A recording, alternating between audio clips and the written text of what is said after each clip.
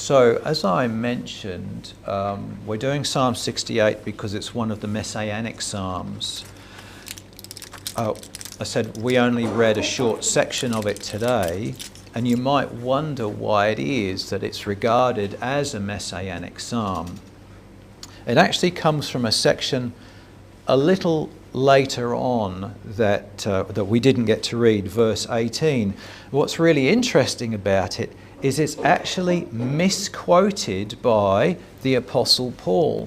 I understand that scholars often spend a bit of time arguing about why this is, and there's various theories about why Paul quoted the psalm in the way that he did.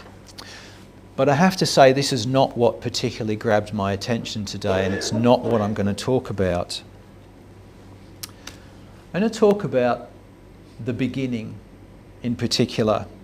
So we read in the first verse, "Let God arise, let his enemies be scattered, let those also who hate him flee before him." And the question it makes me ask is, who are God's enemies? As I read through the psalm, I can see how there might be a tendency to identify God's enemies as our enemies. And I have to question whether that is really the case. Are God's enemies our enemies? And in reverse, are our enemies necessarily God's enemies? We might be tempted to read this psalm and think, am I on the right team? Is that what it's about? Is this what this psalm is trying to get across? We're very good at setting up an us versus them sort of a dynamic, and we see it occurring in the world. We see it occurring in our personal relationships with one another. It's so easy to get caught up in. Even if we do think about a nation being God's people in some way, could we ever say that 100% of the people in that nation would be for God? What do you think? No, it's just not the way this world works, is it? We've got to get an entirely different understanding of this dynamic that's going on here. So what we're really talking about is not nation against nation. It's not one group against another. We're talking about characteristics that exist within us that might exist within any one of us, which is either for God or against him. So when we then talk about the idea of warfare, and warfare is something that does appear in this psalm, we have to start thinking about what is the enemy that God seeks to conquer. Is it someone out there, over there? Or is it something within me? I would suggest that the enemies that God seeks to conquer are things like selfishness and greed, judgmentalism, fear and anxiety, anger and resentment, self-sabotage. These are things that we all have propensities towards, and these are things that God seeks to defeat. And how do we fight them? If we claim to be on God's side, if we claim to be part of God's army, we need to have tools and weapons that we use to defeat these enemies that we say are ours, because they're also God's enemies. We learn things like self-examination, repentance, the shunning of evils, the cultivating of love, the cultivating of usefulness and service to other people. These are the tools, these are the weapons we use to defeat God's enemies that exist within us.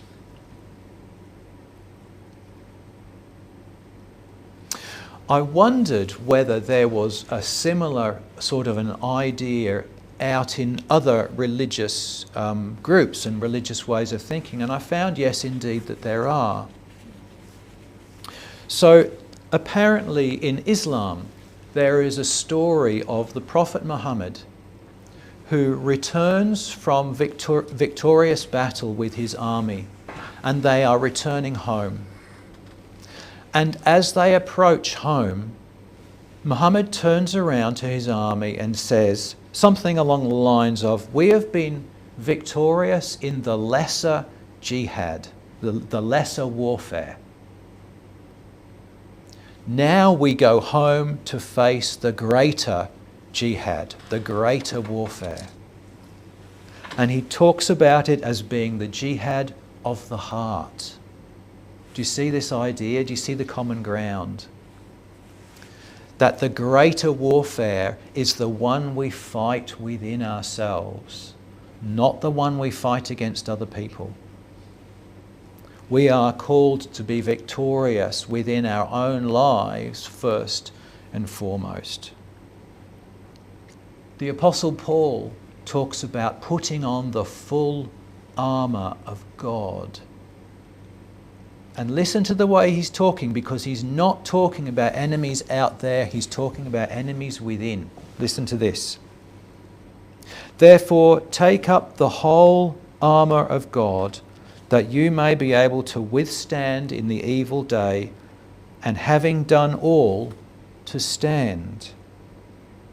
Stand therefore, having girded your waist with truth, having put on the breastplate of righteousness, having shod your feet with the preparation of the gospel of peace. Above all, taking the shield of faith, with which you will be able to quench all the fiery darts of the wicked one. And take the helmet of salvation and the sword of the Spirit, which is the word of God." Do you hear the inner fight that Paul is calling us to? The inner challenge, the jihad of the heart, the battle we face within each one of us. Because if we go back to Psalm 68, God isn't fighting us, He's fighting for us. God is on our side, irrespective of which side we think we are on. God is active in our lives, seeking all the things within us that would drag us to hell and torture our lives. God is present in hell, protecting those in hell from themselves, from the evils that they perpetrate. He's always trying to bring them back up to a better way of living, and it's only their own resistance that holds them down there. So our task is always to work with the divine love to overcome what is harmful within us. I wanted to share this passage from the teachings of the church with you, because this is one that I love. I've quoted it many times before, and I'm going to quote it many times again, but I'll share it here today in this context. "Those who have been instructed about man's regeneration suppose that a man can be regenerated without temptation, and some that he has been regenerated when he's undergone one temptation. But be it known that without temptation no one is regenerated, and that many temptations follow on, one after another. The reason is that regeneration takes place to the end that the life of the old man may die, and the new heavenly life be insinuated, which shows that there must needs be a fight, for the life of the old man resists and is not willing to be extinguished. And the life of the new man cannot enter except where the life of the old man has been extinguished. Hence it is evident that there is a fight on both sides, And this fight is a fiery one because it is for life. So as painful as temptation, spiritual warfare is, it's a normal and it's a necessary process for all of us to go through. But it's not a punishment from God, it's a cleansing. It's a reset. And while we live in this world, we will never escape it. It will always be there waiting for us, but we will pass through it. And that's an important point to bear in mind. We will pass through it. So what do we need to remember as we face temptation, as we face spiritual combat? I think it's worth our while being honest about it. I think it's worth our while sharing with others the struggle that we are going through. We need to let go of our worldly need to have a perfect life shown to the world. I think of it as the Facebook life. You go on Facebook and everybody's life is wonderful, isn't it? They show you the photos of the happy times, the holidays. Okay, that's all you ever see. But one of the things we must realise is that so often that is all we ever see anyway. The opportunity to see someone's struggles and temptations, they're rare. And so in sharing our struggles and temptations, we actually give people a gift. We recognise that it is a real part of life. It gives people permission to struggle. And it helps people to let go of a sense of shame when they do. We also give people strength. In sharing our vulnerability, our humanity, people connect with us. They learn to understand, oh yes, he or she's a real person. I can relate to the struggles that they're going through. It's such an important thing, an important gift for us to give other people. But I also want you to remember that everybody has their own pain. When we go through these struggles, these temptations, it can be very easy for us to be swallowed up by our own little world, as though the only troubles in the world are the ones I'm experiencing right now. And it just helps to remember that that Facebook life that you see is not the reality. It's not the reality. People have their own struggles. And one of the things that we can do sometimes is, because we get so consumed with that struggle that we experience, we can lash out unexpectedly when people don't do things the way we want them to, or perhaps they don't hear our pain, or they don't understand. And unfortunately, that has the effect of isolating us further. Because you imagine if someone lashes out at you, you don't react well, do you? So it's just worth our while being a little bit forgiving of others when they don't sense the pain that we experience ourselves. Because often we don't show the reality of the struggle that's going on within. And the last question I want to leave you with is that when life is going along well, and when someone lashes out at you, how do you react to that?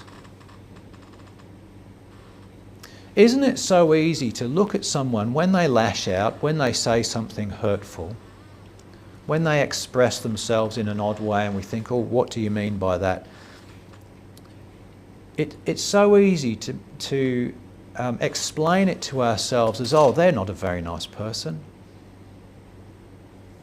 They're not a good person if they're treating me that way for no cause, no reason. I wonder if we can reset that idea and instead look at that and say to ourselves, I wonder if they're going through some struggle or pain that causes them to do that. Could that be our first port of call as we interact with people? Just to recognise maybe there's something in the background, something I can't see, that is causing them to act in that way. Can I deal with that person in a way which recognises and honours their pain and nurses them through that process as a first port of call, rather than defaulting to oh, they're not a very nice person? So I just ask you to be aware in the week ahead of the pain of others. And is there a way you can bring yourself alongside them so that we don't separate ourselves and fight one another, but that we support one another through the struggle? Remembering that God is on all of our sides. He is always seeking to work for our betterment.